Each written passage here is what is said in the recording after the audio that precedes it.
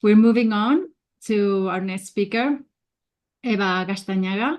She comes from Peru, and she will be talking about prostitution in Peru, as I said before. She's a law student and feminist activist. She's co-founder of the Wally Collective, a space for feminist activism created by gender-critical women in Peru. Buenos días, buenas tardes a todas las presentes. En esta oportunidad voy a hablarles un poco sobre lo que es la prostitución en el Perú. Empezando con este anónimo feminista que dice que la prostitución no es el oficio más viejo del mundo, sino la forma de violencia más antigua. Prostituta, servidora sexual, mujer de la vida alegre, etcétera, son algunas de las denominaciones y de los eufemismos creados para asignar de manera histórica a las mujeres que realizan la acción de intercambiar sexo por dinero. La que es más comúnmente utilizada es la de prostituta. Sin embargo, me gustaría mencionar antes de empezar con toda la charla que considero que esta tiene una connotación problemática porque va a dirigir el centro del debate a una de las partes que realiza la acción, mas no analiza los otros factores que favorecen la existencia de este fenómeno, como puede ser el prostituyente, la vulnerabilidad, la oferta, la demanda y etcétera. Razón por la que en esta charla, aunque voy a usar la palabra prostituta, prostitución, e intentaré cambiarla por mujer prostituida, será alusión a todos aquellos factores que favorecen su existencia. Bien. Aun cuando es cierto que dentro del sistema jurídico peruano la acción de prostituir a alguien más, es decir, la trata de personas con fines de explotación sexual, está tipificada en un delito como tal, lo cierto es que existe un vacío legal sobre la llamada prostitución por elección propia. Se supone que como no está prohibida, por ende está permitida. Sin embargo, distintos juristas políticos y el Estado en sí no se han manifestado al respecto. Dentro de esta ponencia voy a analizar las dos posturas más razonadas dentro del feminismo al respecto, regulacionismo, abolicionismo, y dejando de lado los estereotipos, clichés, prejuicios, etcétera, creados alrededor de la prostitución y que lamentablemente han normalizado esta forma de violencia. Bien. A lo largo de los años se han utilizado distintas palabras para conceptualizar lo que es la prostitución o denominar de cierta manera las personas que realizan esta práctica. Frecuentemente se usan términos racistas, clasistas, pero sobre todo sexistas, misóginos. Para poder analizar de mejor manera las diferentes ópticas en torno a este fenómeno, me parece importante primero conceptualizar qué es. La RAE, la Real Academia de la Lengua Española, la conceptualiza como la actividad a la que se dedica quien mantiene relaciones sexuales con otras personas a cambio de dinero. Es una definición un poco abstracta, me parece, y también creo que es importante mencionar que esta misma institución tiene recogidas entre sus palabras un número importante de términos usados de manera exclusiva y de manera despectiva hacia la mujer, No, y para que no connotan cortar. la práctica de la prostitución. Dentro de ellas tenemos a ramera, meretriz, mujerzuela, puta, entre otros, por lo que podemos afirmar que históricamente la cara de la prostitución ha sido la mujer. Y también quisiera aclarar que se habla en femenino, pues aunque se sabe que hay varones que ejercen la prostitución, travestis, personas transexuales, también es cierto que la prostitución se ve sostenida por el poder de los varones, por esta diferencia, este desbalance que existe entre el sexo femenino y el sexo masculino. Aun cuando o la persona prostituida es un varón, se ve que casi la mayoría de sus clientes son varones también. Bien. Finalmente, para cerrar con este tema de definiciones y conceptos, mencionar el concepto que menciona Caitlin Berry, que nos dice que la prostitución es el uso del cuerpo de las mujeres como una mercancía, como un objeto, el cual puede ser comprado, vendido, intercambiado, y que sostiene que la normalización de esta práctica ha permitido la legitimación de diversos niveles de explotación sexual. Habiendo definido ya qué es la prostitución, ahora podemos hablar del debate de fondo creado en torno a que si esta debería permitirse o no. Bien. El debate creado alrededor de la prostitución no es reciente. dentro del movimiento feminista han nacido dos posturas que podría decirse que están muy contrariadas, muy opuestas entre sí, las cuales voy a desarrollar un poco de manera superficial, pero bueno, las desarrollaré a continuación. La primera ve a la prostitución como una especie de vínculo contractual, ¿no? Donde una persona va a tener la libertad de ofrecer un servicio, mientras que la otra va a tener la libertad de pagar por él. Vamos a ver qué denotan principios o conceptos como libertad, mercado, servicio, libre elección, etcétera, los cuales van a otorgarle al sexo y al cuerpo la propiedad, la característica de ser un bien comercializable. Eh, Podríamos ver que dentro de esta óptica se vería la prostituta como una especie de trabajadora, al prostituyente como cliente y al proxeneta como empresario o como empleador. Esta óptica apela por un modelo regulatorio y el ejemplo más típico sobre este modelo es Alemania, donde entró en vigencia la ley que regularizó la prostitución. Y parte desde el argumento de que la prostitución no debería de ser vista como algo inmoral. Y bueno, se puede ver que actualmente Alemania ha consolidado un sistema prostitucional, el cual dice tener como principal objetivo garantizar el bien de quienes ejercen esta práctica, pero que hablando más en el ámbito de la realidad, podemos ver que ha causado que casi un total de las mujeres prostituidas sean mujeres inmigrantes, mujeres pobres, y en realidad que vengan desde la vulnerabilidad. Según Axel Dreher, que es profesor de política y desarrollo internacional, los lugares donde la prostitución está legalizada tienen un mayor índice de trata de personas, especialmente de mujeres y niñas, que en los lugares donde no está legalizada. Entonces podemos ver que existe esta relación entre oferta y demanda, de la cual voy a hablar desde el contexto peruano más adelante. Mientras que Ingeborg Kraus, que es una psicoterapeuta alemana y especialista en trauma, nos dice que la gran mayoría de prostitutas se encuentran en un estado de vulnerabilidad, desde abusos sexuales en la niñez, violencia intrafamiliar, pobreza, migración, hasta abuso de drogas. Bien. Al momento de realizar la investigación para realizar esta charla, decidí revisar distintos testimonios de sobrevivientes de la prostitución y de la trata para intentar ser lo más objetiva posible, ¿no? Dentro de estos, uno que me llamó mucho la atención es el de Simone Watson, que es superviviente de la prostitución y, bueno, cuando fue legalizada también en Australia. Ah, Desde el primer párrafo menciona que cuando ingresa a trabajar, entre comillas, a uno de los supuestos centros de masaje, que en realidad son como fachadas para prostíbulos, tuvo que consumir ella drogas desde el primer día para poder verse capaz de hacer todo lo que le pedían que haga. Mientras que cuando en Australia, que es donde ella vive, cuando se legaliza la prostitución, ella empieza a trabajar en un prostíbulo que se supone que era legal y tenía todos los beneficios y etcétera. La situación era casi la misma. Ella, como todas sus compañeras, consumía medicamentos y otras drogas, y a sus empleadores, que se supone que tenían la obligación de protegerla, podría decirse, no les importaba, mientras se viesen presentables, mientras se viesen apetecibles y mientras pudiesen generar lucro. Bien. Ahora voy a hablar un poco sobre la segunda postura al respecto. Esta podría decirse que tiene una óptica más social y que analiza más a raíz el problema de este fenómeno. Se habla de proxenetas, de grupos de poder, élites, situaciones económicas, políticas y etcétera, que crean todo un sistema organizado que tiene como consecuencia la prostitución. No vamos a ver que se hable de la prostituta como agente con libertad para tomar decisiones. Y no es ser condescendiente, sino que se analiza todo el sistema que propicia el ejercicio de la prostitución como a veces última y única alternativa. Se trata del modelo abolicionista, el que no va a buscar criminalizar a la prostituta, pero sí sancionar el acto de intercambiar sexo por dinero. Se va a castigar al cliente y se van a buscar alternativas para la mujer prostituida. Bien, el típico ejemplo sobre esto es el modelo sueco, el modelo nórdico, el cual se va a sustentar en tres pilares fundamentales.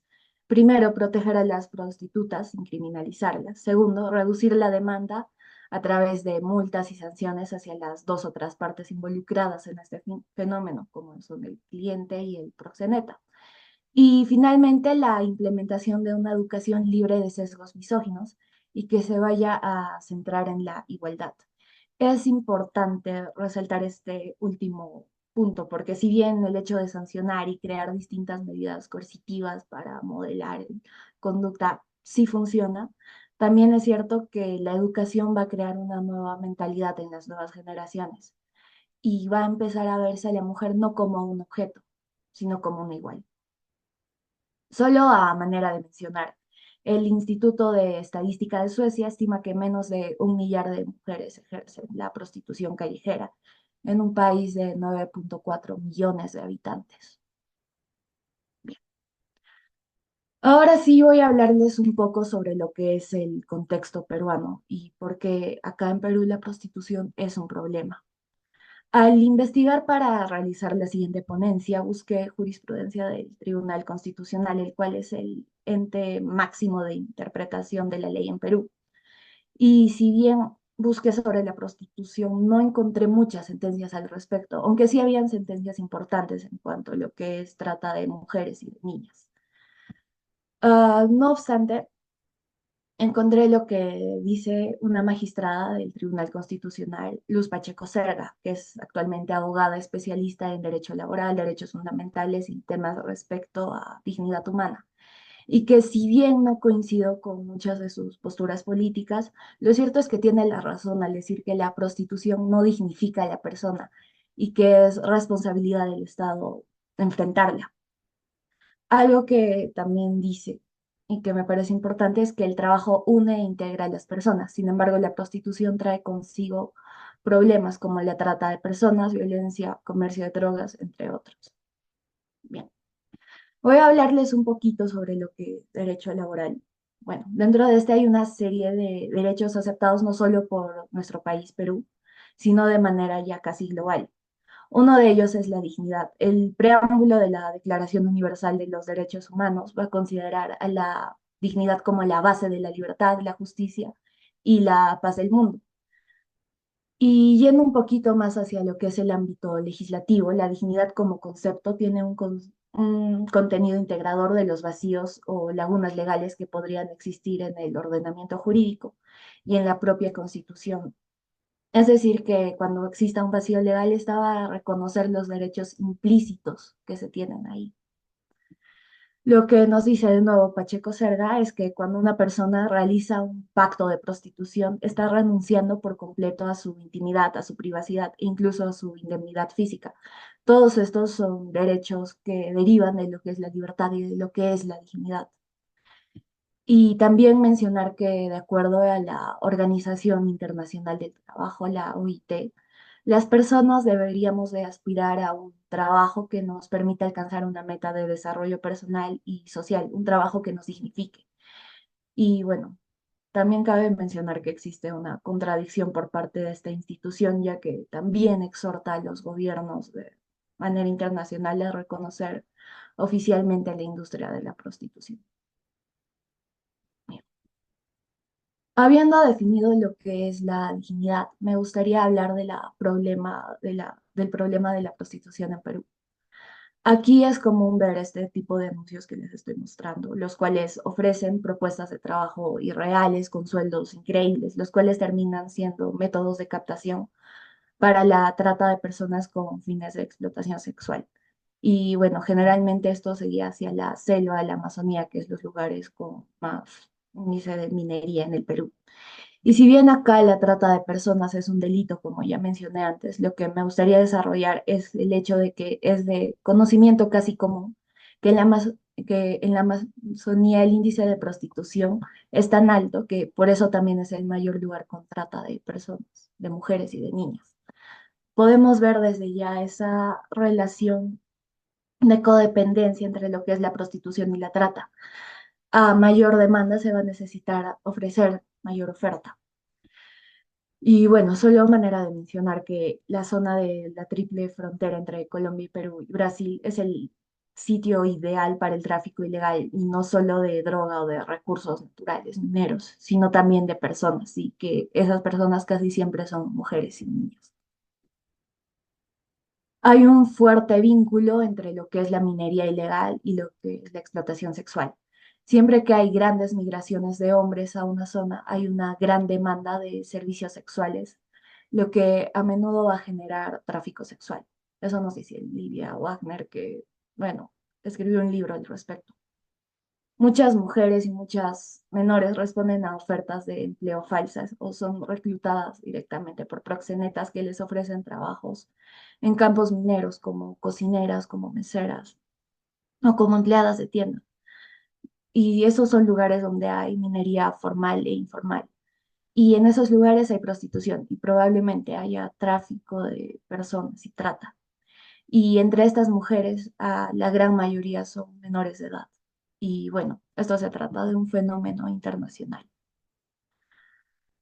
Volviendo a lo que nos dice Pacheco Cerda, el Estado no está haciendo lo suficiente y la razón más importante es la corrupción. En Perú, principalmente en la Amazonía, no es poco común escuchar de altos funcionarios públicos que se encuentran inmersos en el mundo de la prostitución. No solo se trata de policías que participan o que consumen de lo que es la prostitución, sino también de gobernadores, de alcaldes que frecuentan prostíbulos y que saben que existen, que hay mujeres ahí en contra de su voluntad y que sin embargo deciden ignorar de manera consciente este problema. En este contexto, las mujeres que se dedican a la prostitución se encuentran en una situación muy especial de vulnerabilidad por la ausencia de un marco legal que las proteja o les permita ejercer sus derechos. Y por estas razones es frecuente que sean víctimas de violencia por parte de funcionarios públicos, explotadores y clientes. Bien. Hace no más de medio año asistí a una mesa redonda que trataba sobre este problema. Ahí nos trajeron a antropólogas, sociólogas, etcétera. Y dentro de las mujeres que participaron había una abogada que es especialista en el tema de trata de personas. Y ella nos decía, ¿no? Que el principal problema es que la fiscalía no puede probar que no existe la libre voluntad al momento de ejercer la prostitución. Es justamente en esta supuesta libre voluntad o libre albedrío que se sostiene el sistema prostituyente, al menos acá en Perú. Ana de Miguel, que es una filósofa española y que escribió un libro muy interesante, Neoliberalismo Sexual, nos dice que o analiza de manera interesante el concepto que se tiene actualmente de libertad, de las elecciones que hacen las mujeres, y ella encuentra esa relación entre las decisiones y la socialización diferenciada que existe entre ambos sexos. No es igual la manera en la que fue socializada y la manera en la que creció una mujer a la que fue socializado y creció un varón. Ella sostiene que la ficción de libertad, como ella lo llama, tiene un vínculo entre este supuesto argumento de empoderamiento, de yo hago con mi cuerpo lo que quiero, y la lógica del mercado capitalista, porque siendo honestas, ¿a quienes les beneficia que nosotras digamos yo hago con mi cuerpo lo que quiera y nos sexualicemos? De acuerdo a esto, la llamada prostitución por libre elección es un logro, una nueva libertad que gozamos las mujeres. Todo eso entre comillas, por supuesto. Y no obstante, algo que menciona la autora que estoy citando es que esta estrategia apela al libre albedrío como un triunfo del feminismo y que todo esto le resta el valor al análisis de la estructura social generalizada y patriarcal que actúa determinando de forma coactiva e implícita las elecciones de las personas, las elecciones de las mujeres. Es decir, y como mencioné al principio, existe todo un sistema que deja como única opción el prostituirte, pero ya no vamos a tener situaciones solamente de vulnerabilidad, sino vamos a tener un supuesto feminismo que te va a decir que es empoderante, que estás ejerciendo tu libertad. Bien, llegando a las conclusiones de toda esta charla, podemos decir que la prostitución amenaza la integridad física y la integridad mental de las mujeres de diversas partes del mundo, sobre todo en las que no cuentan con suficientes recursos económicos para cubrir sus necesidades básicas, sus necesidades de educación, y que esto a largo plazo va a limitar sus opciones de desarrollo personal y académico y finalmente sus opciones laborales, y que eso va a hacer que terminen aceptando el involucrarse a la práctica de esta actividad.